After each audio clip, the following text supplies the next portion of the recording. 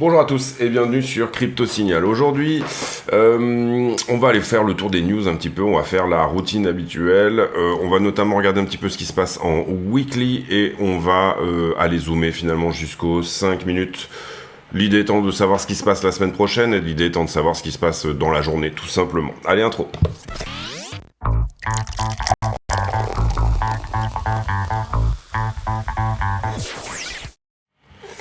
Alors, en ce qui concerne les zones de rejet weekly, on a clôturé ce niveau-là, le niveau le plus haut. Ce qu'on va faire, c'est qu'on va le remonter sur la zone sur laquelle on a clôturé. Désolé, c'est un petit peu chargé là, mais globalement, ça correspond à peu près à la zone des 68 300. Donc on va remonter ce niveau weekly ici. Si on arrive à fermer la semaine à peu près au-dessus de là où on a fermé celle-ci, hein, cette semaine-là était plutôt baissière. Je zoome un petit peu là ici pour que vous compreniez la manip.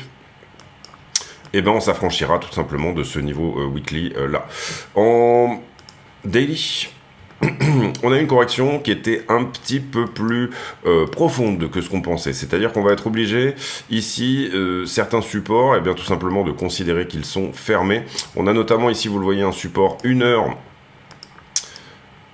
Support 1 heure ici qui a été perdu. On a ouvert et clôturé une heure en dessous, donc celui-ci n'existe plus. On va désormais le décaler là où on a fermé une heure précédemment. Est-ce que ça correspond à quelque chose sur la charte par là? Pas tellement, je trouve que c'est pas extrêmement cohérent. On essaierait plutôt d'avoir quelque chose dans ces zones-là, donc on va aller sur du 4 heures.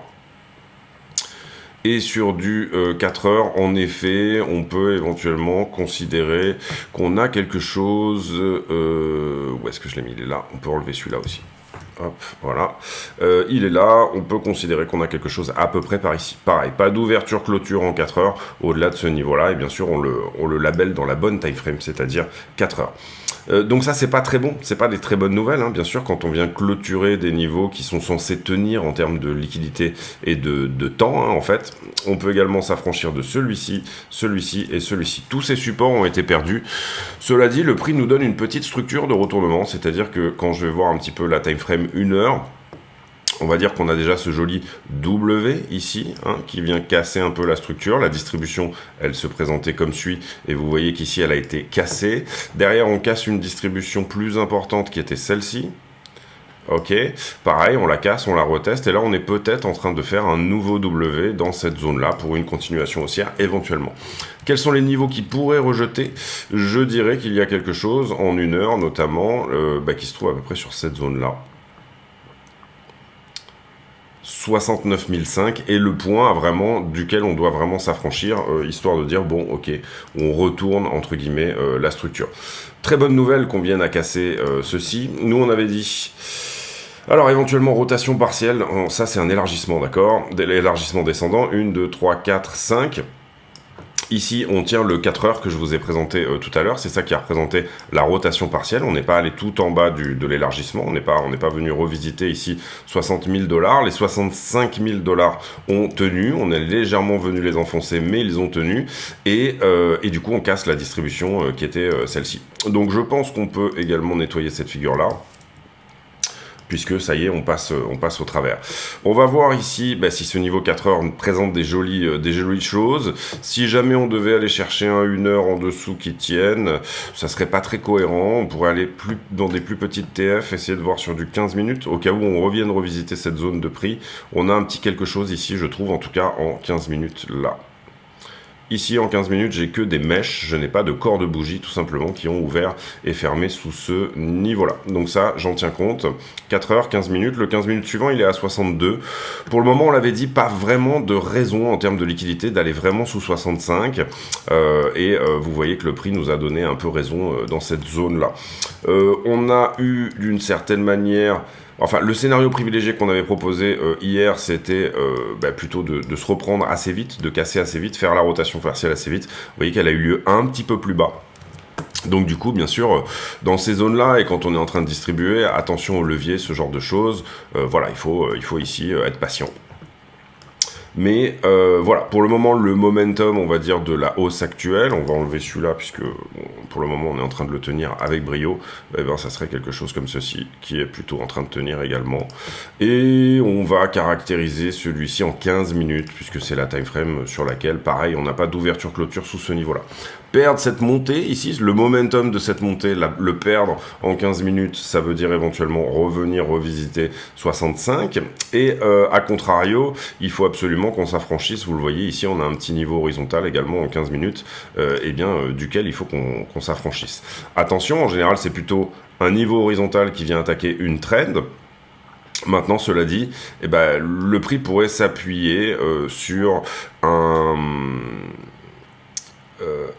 nouveau niveau dans une time frame plus petite, si vous préférez, c'est-à-dire revenir par exemple revisiter 68, donc faire semblant de perdre un peu cette trend et derrière se reprendre. En tout cas, on sait qu'on a de la liquidité en haut. Cette structure de retournement, elle est plutôt belle. Attention, en 5 minutes, elle présente quand même des choses qui sont plutôt vendeuses. En général, on n'aime pas trop voir ce genre de canal comme ça. Parce que c'est peut-être tout simplement un flag. Donc ici, on va dire, je termine ma correction, je fais un retracement haussier un peu plus important, d'accord. Et par exemple sur cette zone-là, venir à perdre ce flag, c'est-à-dire faire une continuation baissière. Qu'est-ce qu'on pourrait regarder là dans cette zone-là? Globalement, ça nous dirait ici qu'on avait une A, on a un retracement de B, et on aura ensuite une C qui, pour le coup, elle pourrait venir chercher 62. Je suis pas du tout dans ce scénario-là privilégié pour le moment, je suis plutôt dans l'idée, moi, d'une accélération haussière et d'un retournement ici sur cette zone-là. Mais maintenant, on choisit un peu un camp dans ces zones-là. Donc on va voir ce que ça dit, et on ne met pas la maison, tout simplement, sur un scénario sans intégrer la possibilité qu'il ne se passe pas, tout simplement. Donc on fait en fonction du risk management. Ce qu'on peut dire ici, d'une certaine manière, sur la plus grande structure, pour le coup c'est un élargissement mais qui lui se fait en montée. Vous avez le haut de l'accumulation qui est là, vous avez le bas de l'accumulation qui est là. Si la structure, on va dire, tant que la structure ne perd pas ce point-là, on reste en tendance haussière. Donc il n'est pas tout à fait à évacuer le fait de venir voir ce support sur les 62. Maintenant qu'on a enfoncé les niveaux 15 minutes, etc. autour de 65, on peut pas réellement évacuer cette possibilité-là. Mais personnellement, je suis plutôt dans l'idée que ce que va nous donner le prix, c'est la continuation de cette structure un peu larvée ici en haut. Donc c'est-à-dire en fait finalement continuer un petit peu ce canal et venir retester un peu la zone de vente, qui pour moi se trouve entre 77 et 79 sur cette figure-là. Ensuite, on peut éventuellement donner une correction plus importante. Mais je pense qu'on partira de légèrement plus haut. Ça n'est pas une certitude, encore une fois, et c'est pour ça qu'on vérifie, bien évidemment, toujours que le plan se passe bien, entre guillemets. Pour le moment, en termes de liquidité, je me répète, mais je vois pas de raison de perdre 65. Il n'y a pas tant de monde que ça, on va dire, en dessous et sous les 65. Mais attention, ça peut tout à fait arriver. C'est-à-dire, on retrace ici, tout simplement. On avait fait une A, on fait une B et on fait une C pour effectivement venir sur la zone des 62-64. Possibilité également qu'on se balade en crabe pendant plusieurs semaines, jusqu'à fin mars. Toucher ici le bas. Alors là, il faut voir si on le perd ou il faut voir si on réaccélère en haut, hein, bien évidemment. Voilà, moi mon scénario privilégié, encore une fois, c'est vraiment continuer une montée larvée ici, comme ceci, vers le haut, et atteindre un peu ces zones 77-79, qui représentent, je trouve, des zones de rejet plus intéressantes que celles qu'on a eues ici autour des 74, mais ça ne reste que mon avis. Voilà un peu l'idée pour Bitcoin. En ce qui concerne Ethereum contre Bitcoin, attention, parce que pour le coup, il est en train d'enfoncer sa structure ici. Vous voyez qu'on a perdu ce bas-là, qui était... C'était pas forcément un bas majeur, hein, mais c'est juste qu'on est dans une compression, on est dans un triangle en ce moment sur Ether. On n'a ni une structure qui monte, ni une structure qui baisse. On a une structure qui compresse, comme ça, d'accord. Et là, en l'occurrence, il nous dit qu'il est plutôt en train d'enfoncer la compression par le bas. Donc attention à ça, Ether, il faut qu'il se reprenne un petit peu, faute de quoi. Enfin, il faut qu'il casse tout simplement la distribution qui est là, vous le voyez. Et pour le moment, il nous donne donne pas de signal qu'il y a un retournement qui est en train de se produire sur cette zone-là. On a une trend ici qui est très vieille et très forte. Hein. Dans le temps, on pourrait la qualifier même en semaine. C'est pour ça qu'on dévie beaucoup et qu'on fait des grosses déviations en dessous. Il faut absolument tenir cette trend, la récupérer, casser la petite distribution ici en 4 heures et venir tout simplement se reprendre. Faute de quoi, sinon Ether entamera une structure baissière par rapport à BTC jusqu'à ce qu'il vienne éventuellement rebondir là-dessus ou qu'il le perde. Mais attention à ça, on a ici, on n'a pas la continuation de structure, on a le break of structure ici. La continuation de structure, on l'aurait éventuellement quand on reviendrait breaker, si on fait un retracement ici, qu'on revienne breaker, à ce moment-là, vous comprenez qu'on se situe dans une tendance baissière, d'accord? Donc pour le moment, attention à ça, break of structure, mais pas de continuation of structure. Donc on a un boss, on n'a pas de cause pour le moment. Ce qu'on veut, c'est que la trend historique ici vienne à ce que Ether se reprenne par rapport à BTC. Pour le moment, c'est pas ce qu'on a sous les yeux, donc attention à ça. Ether, il reste un peu bloqué autour des 3006. Pour le coup, il a perdu un petit peu ici de la superbe en termes de momentum. Vous voyez qu'il avait une très belle accélération ici. Pour le moment, on tient à peu près le niveau des 3700, hein, en gros. C'était le niveau qu'on avait dit, nous. Alors, il était plutôt par ici, hein. D'accord. Pour le moment, c'est pas vraiment qu'on le tient, non, désolé. Le prochain niveau, comprenez bien ici, il est à 3002 sur Ether, donc ça pencherait vers une correction plus importante. Vous voyez ici très bien la distribution qui est en cours, c'est celle qu'on doit casser pour à minima avoir un retracement haussier dans cette distribution. Pour le moment, ça continue à distribuer. Et donc attention à ça. Ce qu'il faut maintenant, c'est qu'Ether vienne à nous péter cette distribution. Ce qu'on va chercher sur Ether, c'est même pas forcément une cassure des 4000 $, on va dire ça comme ça, mais c'est à minima à ce qui nous donne une B, peut-être pour un retest ici sur la zone des 3009, quelque chose comme ça. C'est plutôt ça que j'irai chercher sur Ether, contrairement à Bitcoin où j'irai peut-être chercher un nouveau plus haut. Mais on va voir ici s'il se reprend très très bien, si ça vraiment ça pousse fort, tout à fait possible qu'on vienne recasser les 4000. En tout cas, les 4000 ici pour le moment nous proposent un rejet. 4100, on a rejeté légèrement au-dessus, mais il faut bien comprendre ici que du coup ça va être une zone où vraisemblablement on aura de la vente plus tard également. Ça commence à se montrer comme quelque chose qui sera potentiellement difficile à casser. Pour le moment, on perd du momentum, mais on ne perd pas du tout la tendance haussière sur Ethereum. La tendance haussière, on va dire qu'on l'aura perdu, on aura un break of structure si jamais on vient perdre 3002. Donc comme il a bien poussé, et comme il nous avait donné un joli retracement ici, et à ce moment-là, le creux il est là, tout simplement. Si on enfonce ce creux-là, ça risque de nous donner un petit peu plus de baisse vers le bas. À minima, encore une fois, en intraday, sur de la petite time frame, j'irai plutôt chercher 3009 ici pour une continuation jusqu'à 3002, mais au vu de ce que peut nous donner Ethereum contre BTC, j'aurais peut-être aussi tendance à dire qu'il peut tout à fait se reprendre et encore une fois venir péter les 4000. Tant qu'on casse ici le 4 heures que vous avez là, c'est tout à fait possible. Ether est un peu en retard par rapport à Bitcoin et ce qu'il nous propose en fait, c'est plutôt un rejet dans les zones weekly qu'on avait mis en avant. Je pense qu'on en a cassé une d'ailleurs ici. Est-ce qu'on l'a cassé? Oui, vous voyez, c'est une bougie bleue, donc c'est un peu moins boule que ce qu'on pourrait penser. Mais on a désormais clôturé le niveau de rejet potentiel en weekly qui est là. Et on a rejeté sur celui-ci, 3921.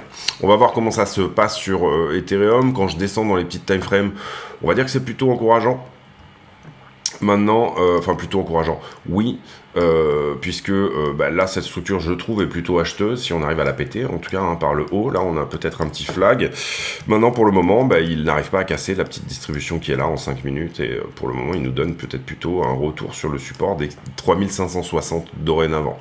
Donc, ce nouveau petit support ici, qu'on va qualifier en 15 minutes, je pense. Juste vérifier. Oui, nouveau petit support à peu près dans cette zone-là. Il faut absolument qu'il tienne si on veut que Ether vienne à nous donner un petit peu plus d'upside. C'est-à-dire, je rebondis, et ça je le dis souvent, souvent c'est un support horizontal qui permet de casser une trend et pas l'inverse. Soit on trouve support sur cette zone-là pour venir casser, là auquel cas on aura un flag, soit on trouve rien du tout, et puis pour le moment on compresse aussi, ça c'est une compression également. Mais on donnera peut-être plus de chance à un support horizontal de venir péter une trend que l'inverse. Voilà l'idée sur Ether contre le dollar. Maintenant, on va regarder rapidement le total 3, donc la totalité des alts contre, je sais plus si c'est celui-là ou celui-là. C'est celui-là. La totalité des alts, pardon, contre Bitcoin. La totalité des alts, on a enlevé Ethereum ici, puisqu'on fait une analyse spécifique pour Ethereum. Donc là, c'est est-ce qu'on a réussi à casser quelque chose ou pas? Pour moi, oui, plus ou moins. C'est-à-dire qu'on était dans cette distribution-là. Et on est peut-être en train de la péter ici. Il faut bien comprendre que... alors là, on regarde en 4 heures, c'est pas trop mal. Voilà, on est à peu près sur ces zones-là. On a un dernier rejet ici. Et là, on est peut-être en train de le casser par le côté. Voilà, la structure est pas fantastique ici. Hein, c'est pas très joli, cette espèce d'élargissement-là. Sauf pour une rotation partielle. C'est-à-dire, on va zoomer un petit peu. Un peu ce que nous a donné Bitcoin aussi, hein. C'est-à-dire j'ai un élargissement, mais qui a une pente extrêmement forte au départ. Je reviens tester ma distribution ici, et finalement j'offre une rotation partielle sur le bas de la vague 4. Hein. Ici, 1, 2, 3, 4, bas de la 4, donc du coup 5, on rebondit et on repart. Donc le support qu'on avait mis en avant ici a très bien tenu. Je parle de celui-ci. Et voilà, pour le moment, on est peut-être plutôt en train de péter cette distribution. Donc, on va peut-être se dire que les alts, pour le coup, vont peut-être bien performer par rapport à BTC. Attention à quelque chose qui est quand même relativement notable, c'est que on avait ici cette trend qui est la moins agressive de toutes et qui n'est pas à l'abri de nous donner tout simplement un rejet dans cette zone et une 5e vague qui reviendrait revisiter, c'est-à-dire un nettoyage sur les alts, hein, globalement. D'une certaine manière, on peut estimer que ce mouvement sur Bitcoin, c'est pas qu'il n'était pas nécessaire, mais c'est qu'il avait probablement une propension à venir nettoyer un peu sur les altcoins, toute la liquidité et les niveaux de funding, etc. Donc on va voir si c'est bien le cas. Parfois, Bitcoin initie des mouvements, étant donné que c'est le king, hein, tout le monde le suit d'une certaine manière, en tout cas quand il n'y a pas vraiment quand on n'est pas dans un marché où on est en alt season, on va dire ça comme ça, eh bien tout le monde le suit, et donc du coup, parfois on initie des mouvements sur Bitcoin pour nettoyer un peu les alts. Là, je trouve qu'elles n'ont pas beaucoup corrigé quand même, on n'est pas sur une correction incroyable. Vous voyez que le premier support, d'une certaine manière, a très bien tenu. Le premier support était peut-être plutôt ici, mais voilà, ce que j'appellerais premier vrai support, il a plutôt bien tenu sur une TF 1 heure. Celui-là est perdu, on peut l'enlever. Où est-ce qu'on pourrait éventuellement rejeter? Pour le moment, pour moi, si on remonte ici déjà sur les 660, attention au rejet, mais je ne vois pas nécessairement ici d'endroit où spécifiquement on peut rejeter. Donc sur Ether, je dis attention parce qu'il nous montre une faiblesse par rapport à Bitcoin et il sort d'une compression de laquelle éventuellement il peut corriger un petit peu plus. Sur les altcoins, j'aurais tendance à dire oui, mais c'est un peu pareil, c'est-à-dire elles n'ont pas corrigé comme on avait eu par exemple sur ici un retest de la trend initiale, la moins agressive de toutes. On reste en montée ici, mais on donne un plus bas qui est plus haut que le précédent, donc ça reste une tendance haussière. Pour le moment, les alts n'ont même pas fait la moitié de ça. Cela dit, je suis assez confiant sur la possibilité que ça nous donne tout simplement une continuation ici, puisqu'on a un joli momentum sur les alts, notamment si vous allez voir Solana, il est quand même à 210 $ actuellement. Avax qui pousse très bien aussi. Voilà, il y a des alts ici qui ont vraiment un très très joli momentum et qui tirent tout simplement le Total 3 vers le haut. Et pour le moment, sur ces alts là qui sont quand même assez grosses, qui sont des top 10, ça n'est pas encore remis en question. Il n'y a pas vraiment de rejet ou quoi que ce soit sur les zones sur lesquelles on pourrait éventuellement s'attendre à ce qu'elles rejettent. Stablecoin dominance. On a eu, donc on est revenu retester ici le 0,5 de Fibo. Là-dessus, attention, on a une jolie zone de retournement. Ce qu'on veut sur la table de dominance, c'est que bien sûr, elle soit baissière. Et là, en l'occurrence, on a peut-être ça. On va voir si ça se met en place vraiment. Mais j'avais une accumulation ici. Vous comprenez que moins de stablecoin sur le marché égale tout simplement... des cryptos qui montent, hein, puisque les gens ne sont pas en stablecoin. Et vous le voyez ici, on a une distribution qui semble avoir fait le taf, en tout cas dans cette zone-là. On va voir ici, et on a perdu le bas de cette accumulation. On veut qu'elle soit baissière, hein. Encore une fois, on regarde un peu la crypto ici, mais de manière inversée. On veut que ça baisse. Pour le moment, je trouve que c'est pas trop mal. Retest ici, cas sur retest. Donc peut-être revenir ici aux 5% de stablecoin dominance. On va voir si c'est ça qui se met en place ou pas. Est-ce qu'on a une continuation de la tendance baissière sur la stablecoin dominance, c'est-à-dire continuation de la tendance haussière sur la crypto, hein, ici, un creux, un sommet, un creux, un sommet, un creux, un sommet. On a une accélération. On avait un premier momentum ici qui était baissier et qui lui s'accélère. Vous le voyez ici. Attention, on ne veut surtout pas que tout ça casse. pour rester haussier sur la crypto. Si on casse les deux distributions qui sont la moins agressive en haut et la plus agressive légèrement en dessous, à ce moment-là, il se peut qu'on retourne dans ces zones-là, et les zones du 10 février, c'est à peu près 40 000 $ sur Bitcoin. Donc on veut surtout pas péter ces deux accus-là, on veut que la stablecoin dominante continue soit à compresser, soit à rester baissière, ok ? Voilà les amis pour ce qui est de la partie technique. On reviendra en fin de vidéo sur la partie technique également. Ce qu'on va regarder ici, c'est un petit peu ce que j'ai retweeté. N'hésitez pas ici à venir vous abonner sur le compte X de la chaîne. Alors qu'est-ce que j'ai retweeté dernièrement? Bon, ça c'est plutôt du mindset. On va passer, si ça vous intéresse, n'hésitez pas à aller voir. Ici on a Mr. 100, il est appelé comme ça parce qu'il achète 100 bitcoins par jour. En tout cas il y a un mouvement de 100 bitcoins par jour à peu près vers ce wallet en permanence. Ici, c'est Arkham Intelligence qui va voir ce wallet et qui nous dit que il est possible que ça soit un cold wallet de chez Upbit. Donc du coup, pas du tout une whale, une baleine qui est à l'accumulation, mais peut-être plutôt un exchange qui vient à storer une partie de ces bitcoins sur ce wallet-là. En tout cas, pas mal de lignes ici qui mènent à nos amis de Upbit. Ici on a plutôt la blague, je dirais. Vous connaissez le principe des meme coins sur Solana, c'est-à-dire globalement je crée un Ponzi, je fais une pre-sale, on va dire que le projet n'a pas nécessairement de fondamental, mais c'est un Ponzi, donc au plus il y a des nouveaux entrants, au plus tout simplement le prix monte. Au bout d'un moment, ceux qui ont acquis le token en pre-sale se mettent à distribuer dans les nouveaux arrivants. On va dire que si c'était un Ponzi, ça serait ceux qui seraient en haut de la pyramide qui se mettraient à distribuer sur ceux qui sont en bas.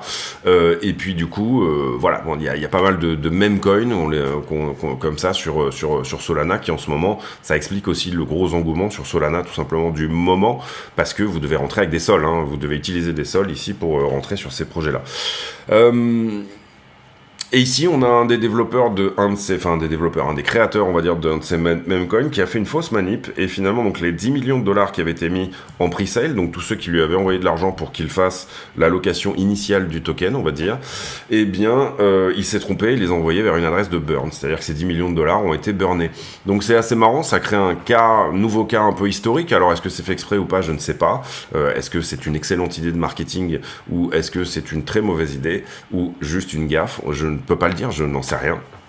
Mais ici, ça crée un peu quelque chose qui est sans précédent, parce que d'une certaine manière, vous allez avoir des gens qui vont... vous ne pouvez pas être l'exit liquidity de ce projet-là. D'une certaine manière, ça change un peu le marketing, ou en tout cas la manière de faire sur les meme coins, c'est-à-dire qu'on a brûlé 10 millions de $ ici, ils sont perdus à jamais, hein, donc les investisseurs ont perdu leur argent, mais les investisseurs initiaux. Par contre, le coin a une très très belle hype en ce moment, et du coup, il a été listé. Je crois qu'il va être listé dans la journée sur Bybit, il a été listé immédiatement sur BitGet, parce qu'il y avait une très belle hype autour sur, bien évidemment, cette news autour de Twitter.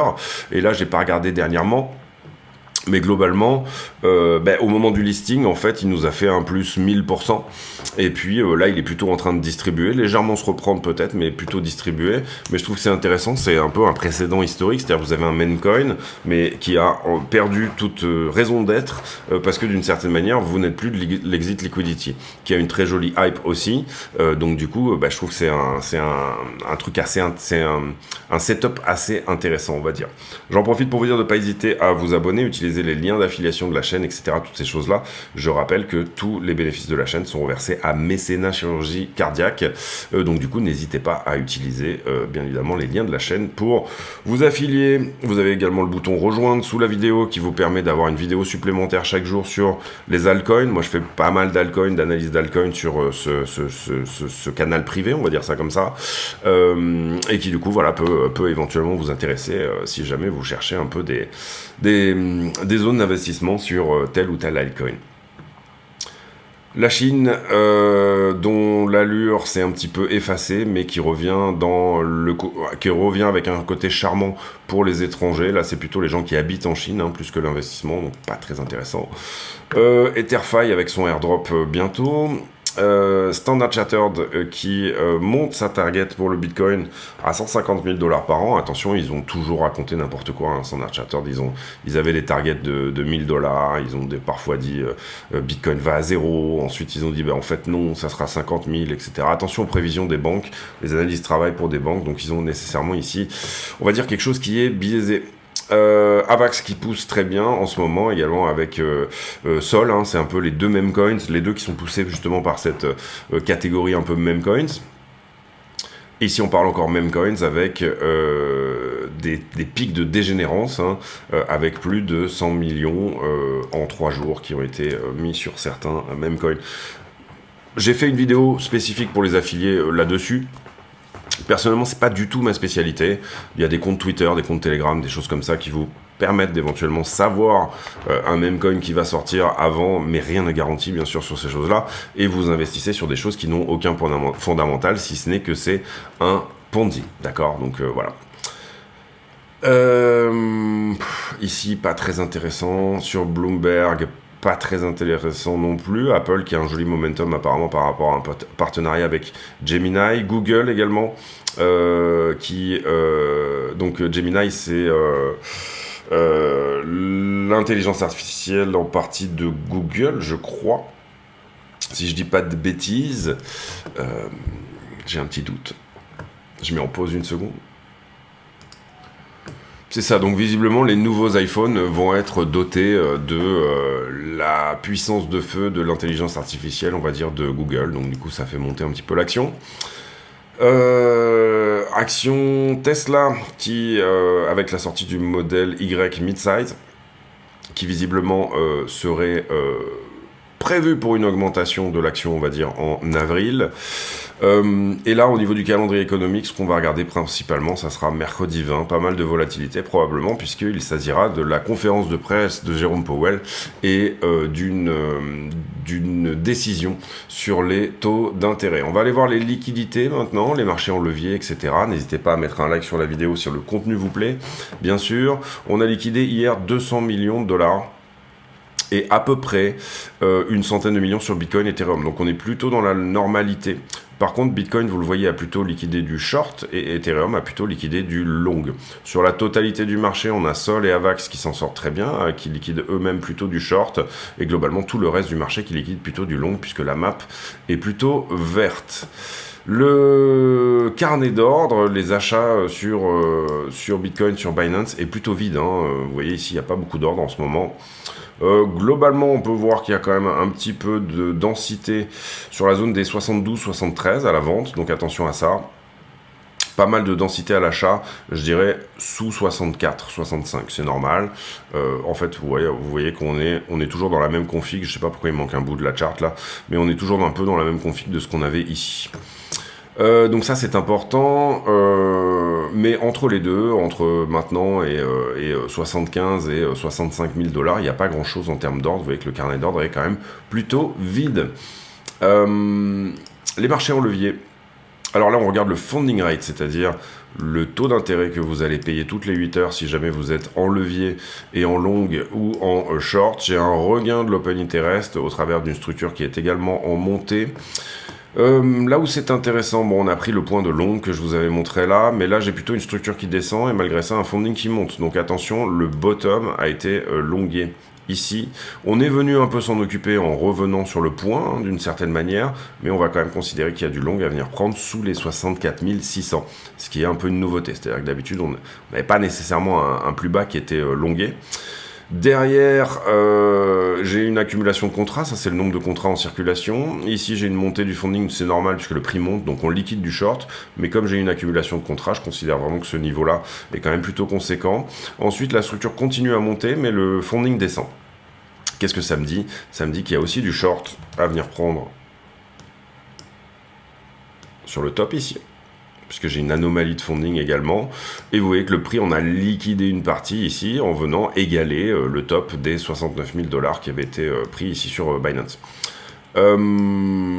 Ensuite, prix qui augmente, open interest qui augmente et funding qui augmente, on va dire que tout est dans le même sens, j'ai pas d'anomalie. Ce que je peux avoir éventuellement ici, c'est pour le coup une structure qui recommence à monter jusque-là, mais qui présente un funding qui descend, donc j'ai un niveau de short également à venir chercher là. Donc j'ai de la liquidité au-dessus de cette figure, j'ai également de la liquidité sur le bas. On va voir ici ce qu'on veut voir. Ici, c'est un sentiment qui continue à être un peu dégradé. Là, on est au 0,02 de funding, donc ça a bien reseté. Hein. Vous comprenez qu'on était autour de 10 de funding, donc énormément de longueur quand on était là-dedans. Pour le moment, ça a bien baissé.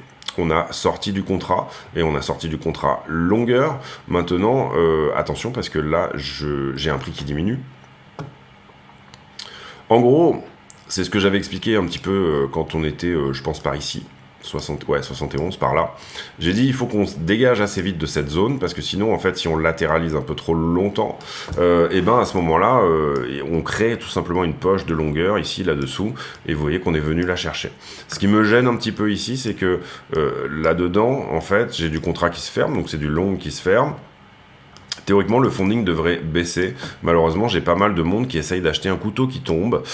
Et c'est ça qui crée tout simplement ce point de liquidité. Donc, on n'a pas la certitude ici que le bas ne sera pas revisité.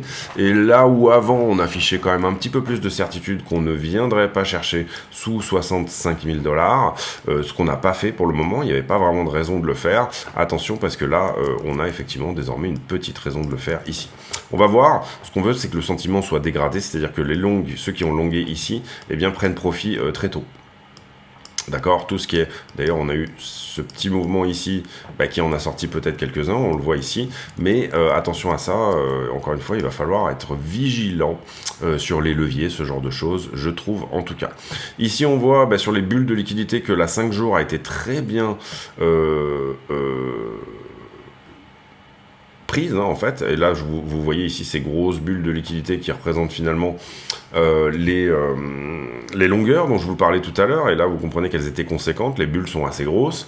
Derrière on est venu chercher ça, pareil la même chose que je vous montrais, c'est attention là on était pas mal longué et on est venu prendre cette liquidité qui était là. Pour moi il reste plus grand chose là quand même, voilà on a ce petit point là, en tout cas iBlock est peut-être plus serein.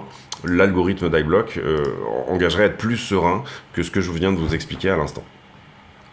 Sur Ether, c'est un peu la même chose. On va dire que si on a des choses à venir chercher, c'est plutôt des traders de position plus bas. On a quelques longues en plus. Ether qui est plus longué que BTC en termes de sentiment. Et les alts également. Donc voilà, attention à ça également. Sur la 7 jours... Côté Bitcoin, là on regarde la heatmap de liquidité, vous voyez que la liquidité elle est plutôt en haut. On a oui de la liquidité intermédiaire, et ça c'est ce que je vous ai expliqué, il y en a quand même, et désormais on a des raisons, on va dire, là où là on en avait très peu, là on a des raisons d'aller éventuellement à 64, par contre la liquidité intermédiaire qui s'est créée, elle est quand même plutôt en haut, donc on va dire que c'est plutôt propre également de ce côté-là pour de la hausse. Sur Ether, c'est un peu la même chose, par contre un peu plus de liquidité intermédiaire, peut-être sur la zone des 3005-3004, ou en tout cas il n'est pas au contact de la liquidité intermédiaire qui est plutôt à 3680. Donc ce qu'on veut c'est qu'Ether se reprenne maintenant très fort, et sinon il va risquer de venir enfoncer 3005, d'accord ?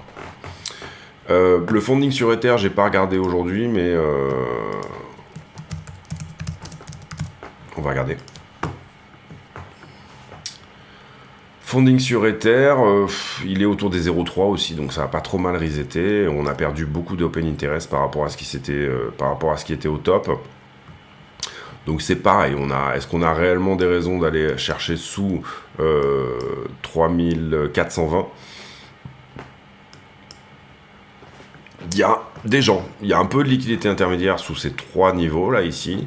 Il y a des gens. Maintenant, est-ce qu'on a besoin d'y aller ou pas ? Je ne pense pas personnellement. Donc j'irai plutôt pour de la hausse aussi, également sur Ethereum. Maintenant, on a un marché qui brille un peu par l'absence de short, quoi. C'est ça que je vous expliquais aussi il y a quelques jours. C'est pas des grosses positions, hein. Vous avez rien qui est énorme. Les grosses positions, elles sont systématiquement mangées. Et globalement, vous avez de la petite position quand même ici plutôt que de la très grosse position. On revient sur le prix. On fait la conclusion de cette vidéo. Alors... Pour le moment, vous voyez que depuis qu'on a commencé la vidéo, en tout cas, il semblerait que le 15 minutes qui était là a rejeté en ce qui se passe pour là. Derrière, il convient aussi de se dire que peut-être, eh bien, dans ces niveaux-là, on va peut-être, enfin, comme je vous l'ai expliqué, en général, un niveau attaque une trend dans leur time frame respective, hein, d'accord. Donc ici, bon, on voit que c'est à peu près le cas, c'est-à-dire que, voilà. Derrière, qu'est-ce qui peut éventuellement attaquer un niveau? C'est un niveau. J'en ai un joli ici par exemple à 67 369.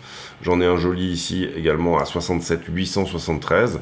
On va voir ici si le prix se reprend sur ces zones-là. S'il ne se reprend pas, s'il ne reste pas dans une forme de latéralisation puis cassure, c'est-à-dire une continuation, je monte, je latéralise, je continue, ben à ce moment-là, ça veut dire qu'on a effectivement devant les yeux ici ce qu'on appelle un bear flag. Je vais y arriver. Voilà. Ce qu'on appelle un bear flag, c'est-à-dire une structure qui, étant montée, vient chercher ses shorters, n'arrive au bout d'un moment, perd un peu de son momentum, retrace et vient perdre le bas. Et là, je dirais que le prochain point à regarder, c'est éventuellement 62,8. Encore une fois, c'est pas mon scénario privilégié. J'irais plutôt dans l'idée que cette latéralisation ici va tenir, mais pour le moment, on attend une structure, on attend quelque chose, on attend, pour le moment, on reste, on va dire, dans l'attente, pour tout simplement essayer de voir comment va se comporter BTC. Est-ce qu'on va enfin arriver à casser ce 15 minutes-là? Est-ce que la trend ici, elle vient juste dévier, par exemple? Vous le voyez ici, je vous ai mis une trend dans 15 minutes. Pour le moment, on va zoomer un peu. Pour le moment, on va probablement fermer dessous, puisque dans 2 minutes, c'est la fin il est 14h30 là, donc du coup il est 28. Maintenant on accepte les mèches là-dedans, hein, un peu comme celle-ci, etc. Ce qu'on n'accepte pas, c'est de perdre le momentum de ce truc-là, éventuellement, soit par le côté, hein, dans l'hypothèse d'une latéralisation, soit tout simplement en ouvrant et fermant une bougie 15 minutes dessous, puisqu'on a ici dit ça c'est une trend 15 minutes. Donc on va voir ici comment ça se passe, mais si globalement là on est dans l'idée qu'il est 14h30, la bougie de 14h30 à 14h45 en 15 minutes doit nous donner une récupération de ce niveau. Sinon attention, ça veut dire que c'est celui-ci qu'on est en train de perdre, peut-être potentiellement venir sous les niveaux inférieurs. On a ce 15 minutes à 65 000 et le prochain niveau un peu plus bas est plutôt à 62 500. On l'a vu ensemble en début de vidéo. Donc ici pour moi, pour le moment déjà, en tout cas par rapport à quand on a commencé la vidéo, c'est un rejet sur cette zone. Attention, on est en train de créer des conditions de rejet sur cette zone-là. Ce qu'on veut absolument, c'est que là, on soit juste en train de nettoyer un peu de liquidité pour venir péter la liquidité qui est au-dessus. Vous comprenez ici que comme on a latéralisé sur cette zone, on a créé une poche de liquidité shorteuse ici. Est-ce qu'elle a l'argent pour défendre et pousser le prix plus bas, tout simplement? Ou alors, est-ce que c'est juste une poche de liquidité? Et là, c'est le fait de trader le temps qui va pouvoir nous le dire. C'est-à-dire, si je m'installe en 15 minutes au-dessus de ce niveau, eh bien, cette zone de short-là affiche de la faiblesse. En revanche, si on voit que ça pousse et que on coupe ici dans cette contraction qui est celle-ci, qu'on vient plutôt chercher le bas et qu'on vient clôturer la 15 minutes qui est là, à ce moment-là, on sera plutôt sur une force du côté des shorters, justement, pour défendre ces positions-là. Donc dans l'idée, voilà pour moi les deux endroits où il faut regarder, soit ça tient, soit ça casse, etc. Le signal, il est plutôt dans cette zone-là. Ensuite, 5 minutes. 5 minutes, tout ça m'a l'air un peu vendeur aussi, notamment cette petite structure un peu larvée ici. Là, vous voyez qu'on galère, et puis derrière, on est peut-être plutôt sur une ABC comme ceci, là, dans la petite structure, d'accord? Donc là, 67, 255 et peut-être dans les tuyaux. Pour le moment, on a beaucoup de signes que tout ça va latéraliser. Enfin, en tout cas, je trouve. Voilà, maintenant, je trouve que ça ressemble un peu à ça. C'est-à-dire, je me reprends ici, une latéralisation entre 67 et globalement 68,5. Ça serait pas du luxe quoi de temporiser un peu dans cette zone là. Voilà, on peut aller jusqu'au 1 minute. 1 minute, il y a tout petit support sur zone. Ici, je le mettrais plutôt en 5.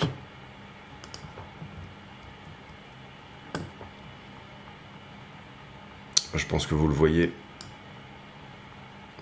En fait, il est là. On peut l'afficher d'ailleurs, hein, et c'est bien d'avoir quelque chose en 5 dans cette zone-là. Il est légèrement en dessous. Voilà. C'est bien d'avoir quelque chose en 5 dans cette zone-là, parce que ça va nous donner un signal rapide de ce qu'il se passe. Si en 5 minutes on s'installe là-dessous, et ben à ce moment-là, ça veut dire que ça, c'est pas une prise de liquidité. Si en revanche, ce 5 minutes pète, ça ajoute, si vous voulez, à cette idée. Là, on pourrait même le mettre en 15 et légèrement au-dessus, ça serait intéressant. Ouais, en 15, il va atterrir ici, 68,2, non, c'est moins intéressant. C'est bien de le garder en 5. Donc voilà l'idée, vous comprenez, et c'est ce que je vous ai dit. En général, une trend vient rarement attaquer un niveau. Par contre, elle peut si on a des mèches dessous, et c'est plutôt un niveau qui vient attaquer un niveau. Est-ce que ce niveau 5 minutes va venir attaquer ce niveau-là, ou est-ce qu'on a plutôt besoin de revenir, on le voit très bien ici, sur ce 5 minutes-là. C'est un peu la question du moment. Vous devez choisir une direction ici. Hein. Vous devez vous dire, bon, ben, moi j'estime que ça va plutôt en haut, plutôt en bas. Voilà, vous devez avoir une forme d'estimation de ce qu'il se passe de votre côté. Personnellement, je dirais range. Hein. Enfin, en tout cas, c'est ce qu'on peut voir, je pense, ici, se mettre en place. Donc, pourquoi pas jouer sur range. Il a une amplitude de 1000 $ à peu près. C'est pas trop mal. Ça se joue bien. Voilà pour la direction intraday. Je vous laisse là-dessus, j'espère que cette vidéo vous a plu. Si c'est le cas, n'hésitez pas à le dire. N'hésitez pas également à dire ce que vous pensez, que ce soit pour l'intraday ou pour les prochaines semaines sur BTC. Personnellement, si on avait un rejet, pour moi, il y a besoin d'aller au-dessus de la structure une nouvelle fois. Et j'aurais plutôt tendance à dire que le rejet se fasse sur 77 000, 79 000 pour un rejet plus important. Là, c'est une correction de 12%. En crypto, c'est vraiment pas énorme. Donc c'est plutôt, voilà, on lâche un petit peu du lest pour repartir. Pour moi, ça ressemble plutôt à ça. Maintenant, attention, si ça continue à distribuer, etc., on peut être effectivement sur une correction plus importante. Ici, on l'a dit, 12%, un peu plus peut-être, ouais, 12%. Faire une correction de 17, aller à 61,5, correction à 62,8 ici également de 15%. Voilà, il n'y a rien qui enlève la possibilité de le faire. Même une correction de 30%, ça serait pas du luxe hein, en soi, ça ferait malheureusement une grosse correction sur la totalité des wallets, mais pour moi, la zone de rejet qui s'est faite ici, autour des 74, je pense qu'on va continuer à venir la chercher, on va continuer à l'herver. Maintenant, on a un peu d'absence de short par rapport à d'habitude, c'est-à-dire que là, on avait quand même pas mal de short. Si je vous montre là un mois, tout simplement, sur BTC, ouais.